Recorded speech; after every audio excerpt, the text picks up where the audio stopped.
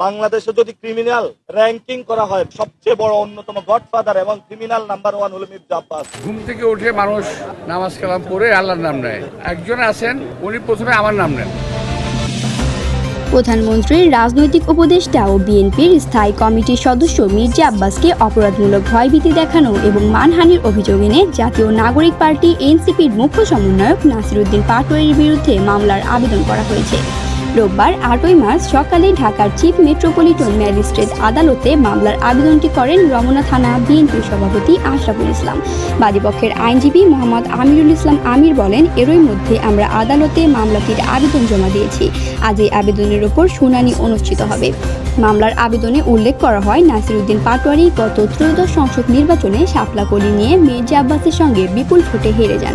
নির্বাচনের সময় এই আসামি বিভিন্ন মিথ্যা ও মানহানিকর বক্তব্য দিয়ে আসছেন।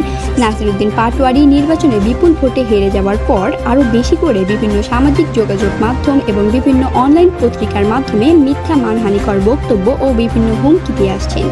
সর্বশেষ গত 5ই মার্চ সামাজিক যোগাযোগ মাধ্যমে তিনি বলেন, বাংলাদেশ ক্রিমিনাল র্যাঙ্কিংয়ে নাম্বার 1 গডফাদার মির্জা আব্বাস। এই বক্তব্যগুলো অত্যন্ত মানহানিকর ও নিন্দনীয় কাজ। এসব বক্তব্য সামাজিক যোগাযোগ মাধ্যম ফেসবুক ও ইউটিউবে ভাইরাল করে দিয়ে মির্জা আব্বাসের সম্মান ক্ষুণ্ণ হচ্ছে।